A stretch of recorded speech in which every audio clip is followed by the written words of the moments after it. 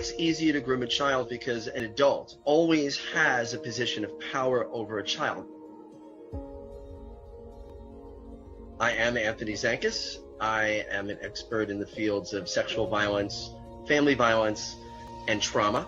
It's really hard to just look at somebody and say, that person's a predator. What you have to do is look at the behaviors and listen to the things that they say. We met before. It's hard to forget those eyes. Look at those eyes. Look at it. Can I room with Jess alone? Very clear warning signs are adults who ignore children's boundaries when it comes to touching, kissing, holding, or tickling.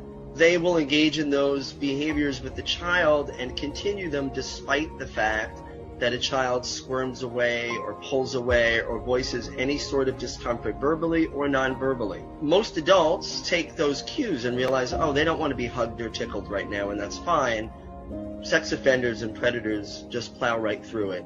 Another is sexualizing a child by talking about dating or their bodies in a way that would not be appropriate for their age. How old are you, 17? Oh, 6. You're turning 11. You're beautiful. Just remember, no dates to your 30s. No dates to your 30 years old. In my field, we often say that child sex predators don't just groom children, they groom families and communities. Seeing these behaviors in an adult doesn't mean that adult is a predator or would ever harm a child. But what it does do is it sets that child up to grow up in a world where they view these violations of personal space as normal, and that's unacceptable. Everyone, regardless of their gender expression or age, deserves to walk through this world with their physical boundaries intact and not living in fear that they'll be violated. Offenders have depended on not only the silence of their victims, but our silence. If we allow children the permission to say no or speak up for them when they can't, we're going to go a long way in preventing. Spent years writing what became known as the Biden crime bill. The Biden crime bill. The Biden crime bill. Democrats right now, especially African Americans, have really looked back on the 1994 crime bill not very fondly. Hillary Clinton herself has come out against it, even though her husband signed it into law. Well, the author of that crime bill was Joe Biden. The Biden crime bill. The Biden crime bill. Biden's 1994 crime bill, while implementing sweeping gun control, also helped fuel mass incarceration with financial incentives to keep people behind bars. The Biden crime bill. The Biden crime bill. The Biden crime bill is before us, calls for the death penalty for 51 offenses. A wag in the newspaper recently wrote that something to the effect that Biden has made it a death penalty offense for everything but jaywalking. The Biden crime bill. Biden crime bill. The Biden-Hatch crime bill, as it becomes law, God willing, I hope that we will have ended once and for all this notion that is a hangover from the 60s, that somehow Democrats are weak on crime and Democratic presidents are weak on crime and Republicans are tough on crime. The truth is, every major crime bill since 1976 that's come out of this Congress, every minor crime bill has had the name of the Democratic senator from the state of Delaware, Joe Biden, on that bill. I like the idea they keep in jail longer. I'm the guy that wrote the bill requiring federal judges to keep people in jail 100% of the time for which they're sentenced, and in notable exceptions, only 85%. So I'm all for tougher enforcement. We wrote the statute saying burning the flag in and of itself is a crime, period. Boom. We changed the law so that if you are arrested and you are a drug dealer, under our forfeiture statutes, you can, the government can, take everything you own. Everything from your car to your house, your bank account, not merely what they confiscate in terms of the dollars from the transaction that you just got caught engaging in. They can take everything. We have laws in the last several years where we don't allow judges discretion to sentence people.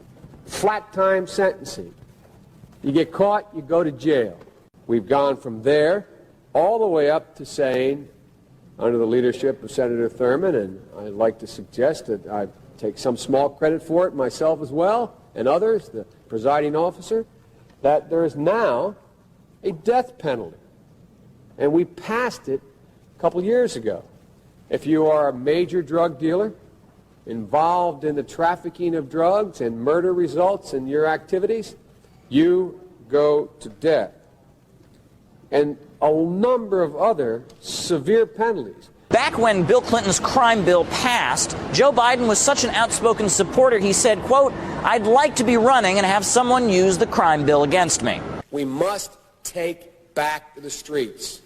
It doesn't matter whether or not the person that is accosting your son or daughter or my son or daughter, my wife, your husband, my mother, your parents, it doesn't matter whether or not they were deprived as a youth. It doesn't matter or not whether or not they had no background that enabled them to become socialized into the fabric of society. It doesn't matter whether or not they're the victims of society. The end result is they're about to knock my mother on the head with a lead pipe, shoot my sister, beat up my wife, take on my sons. So I don't want to ask what made them do this. They must be taken off the street. That's number one. There's a consensus on that. Unless we do something about that cadre of young people, tens of thousands of them, born out of wedlock, without parents, without supervision, without any structure, without any conscience developing, because they literally, I yield myself 3 more minutes, because they literally have not been socialized. They literally have not had an opportunity. We should focus on them now. If we don't, they will, or a portion of them will, become the predators 15 years from now. And Madam President, we have predators on our streets that society has, in fact, in part because of its neglect, created. Again, it does not mean because we created them that we somehow forgive them or do not take them out of society to protect my family and yours from them. They are beyond the pale, many of those people. Beyond the pale. And it's a sad commentary on society. We have no choice but to take them out of society. And the truth is, we don't very well know how to rehabilitate them at that point. That's the sad truth. I'm the guy that said, rehabilitation, when it occurs, we don't understand it and notice it. Bobby Rush, member of Congress, said the other day, "I'm ashamed that I voted for the '94 crime bill." You ashamed of that bill? Not at all. In fact, I drafted the bill. Shalom, shalom, shalom.